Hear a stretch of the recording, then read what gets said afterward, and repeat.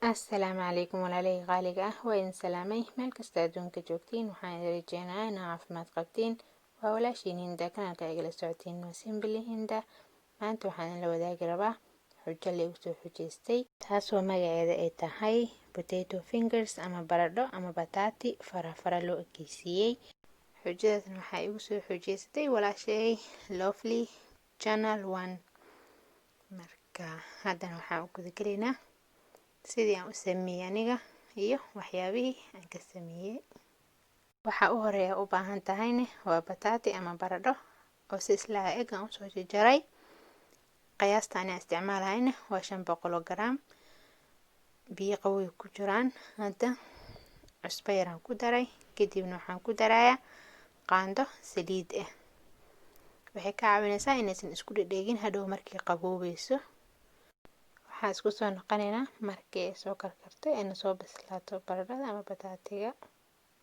haddana waa kana baradhadii oo diyaar noqotay waxaan ku fahmaysaa marka fargeetadaas ugu riixdid ma adko aadna uma jilcano yani hore ma ka burburayso markaas intaas ku filan biyaha ka miiraya weylan ku shubaa inta ka qaboweyso alaabo kale si diyaarsanaa u baahanahay inaan u isticmaalo qaybta koowaadna waa tan waxa hore u baahanaan waxa waaye soor ama semolina qiyaas waxa waaye hal koob oo wax yar dhiman iyo waxa kale waxa ku haystaa qaando iyo bar oo saliid ah soortan waxaa isticmaali kartaa jaalada ama cadda marka saliidan waxay ka caawinaysaa inaysan isku dhedhegin biyaha iyo soortan waa inay isla ekaadaan bakeeriga aniga isticmaalayo waa kan wax lagu cabirada loogu talagalay hala ka sareebes oo koob buuxa ah hadda marka asagii oo biyo oo karkaraya iigu jiro inta oo ku qasaya waan daboolaa marka meel dhigo ugu yaraan 15 daqiiqo ayadoo isdhex gashay oo jilcado bislaatay ku soo baxaysa ama hadaad waxa sameyn kartaa dabka saari kartaa waa karinaysaa si soorta loo kariyo camal ama microwave-ka geli kartaa haduu ku yaalo intay ka soo karaysay biyaha gursanayso muddo 1 daqiiqo camal saan u walaaqaya ama calaajinaya kadib waan daboolaa markaan daboolo meel iska dhigaya 15 daqiiqo waxaan isku soo noqonaynaa marka sidii noogu soo baxday 15 daqiiqo kadib haddana waa tan soorti saan noogu soo baxday cabaar markii tilay marka hadda xogaa isdhex gelinaa kadib waxaan u gudgalinaa qaybtii labaad iyo waxyaabaha aan u baahnayno baradhada ku dari lahayn qaybta labaadna waa tan waxa hore u baahan tahay waa bur 2 qaando bur inta igu jirto ama bariis aashiiday waa isticmaali kartaa waxba dhib ma lahan sida baay isticmaalayso kale intana waxa waajiyo kala nooc ah aniga waxaan isticmaalayaa caleemo qaleel ah iyo basal aan soo shiido xogaa yar iyo toon iyo sinjibiil isku shiidan waxa kale oo igu jiro maraq digaag qudaarta paprika xawaaji dhudhuub iyo filfil cad xawaajiyadana waa qaf iyo dooqeeda haddana waxaan u gudagalaynaa qaybtii waxa dhan aan isku dardari lahayn bataatiga waa kana soo qaboobay hadda waa inaan jijibiyaa marka hore hadaad fargeeta isticmaali kartaa ani waxaan isticmaali rabaa qaandada loogu talagalay bataatiga in lagu jijibiyo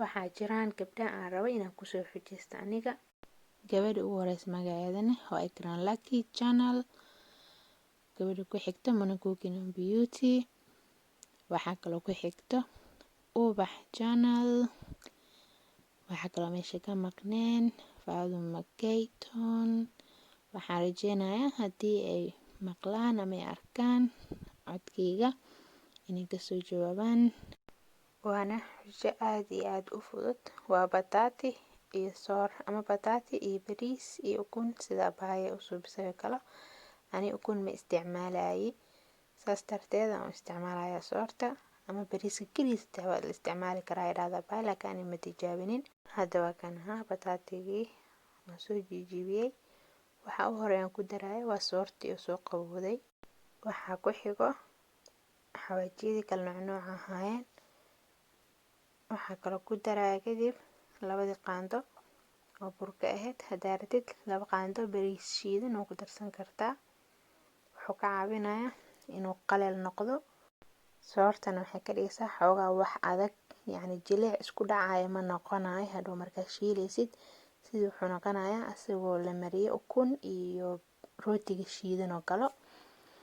marka iyo soorta nafaqadeedana waa ognahay, yacni ciyaalka oo kale aad ugu fiican tahay.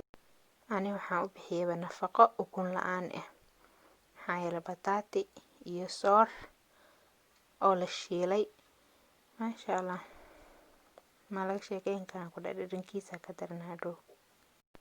hadda waxaan isugu soo noqonaynaa markii aan kusoo dhameeyo qasida.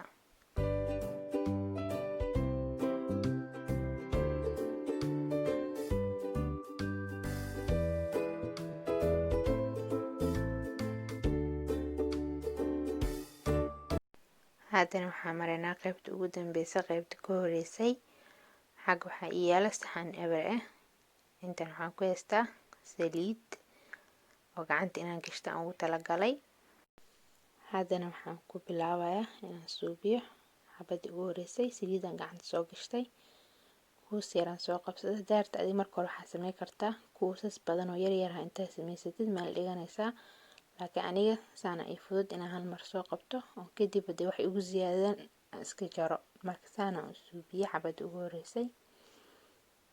midda labaadna waa tan ayadana saas oo kale. weli gacanteeda saliid leedahay, marka saliid kale uma baahni. saliidda muhiimadeedana waxay ka caawinaysaa inaysan bataatiga iyo soorta iyo waxaan isku soo qastay aysan qalalin.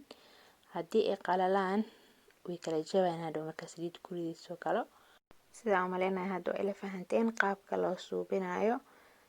qaab yaroo waxaa waa dhaadheer ah oo fara camal ah. haddii aad rabtid waa kuuskuusi kartaa, haddii aad rabtid dhexda wax ka geli kartaa jiis oo kale markaa kuuskuusaysid. haddana waxaan isla arkaynaa markii aan soo dhameeyay.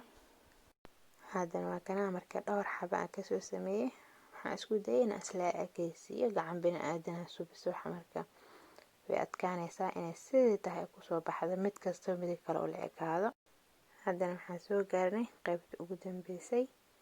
dabka waxaa ii saaran bartaawo saliida ku jirto wayna kululaatay.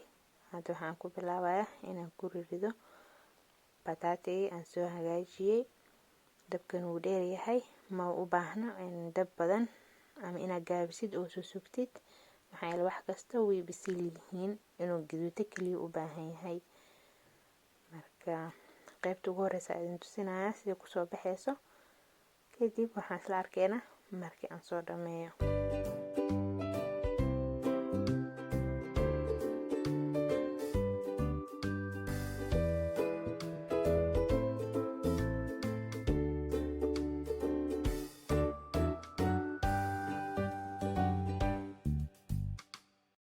qaybta ugu horeysay aan geliyay waa kana sani kusoo baxay saliidda.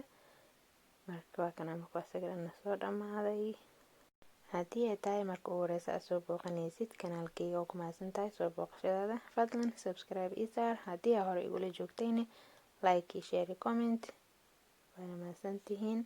haddana waxaan u guda galaynaa qaybta sooska aan sameynayay. qaybta koowaad waxaa kaliya waaye ketchup. qaybta labaadna waxay noqonaysaa ketchup iyo yogurt aan isku qasay.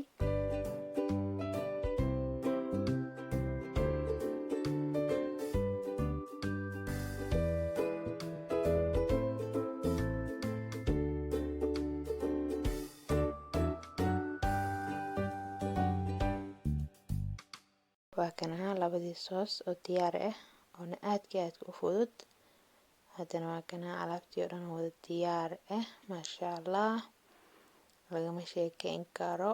wax ay diidaysana malaha. qado iyo quraac iyo casho iyo casiriyo boos kasta way galaysaa. waa cunto fuul ah, maasha allah. haddana isla aragno sidee kusoo baxday. dhexdeeda korkeeda waa isaga jeedin, maasha allah. dhexda waa jileec, korkana waa qaleel oo malaysid in lagu suubiyay rootiga qalalan oo kale. waxaa keenayana waa soorta haddii bariiska keli lagu qasi lahaa xoogaa jileeco ahaan lahaa. Ka faa'iidaysi waxaan idin leeyahay intaan haysanin Ilaahay ha siiyo, inta haysatana Allah u siyaadiyo. Wassalaamu calaykum waraxmatullaahi wabarakaatuh.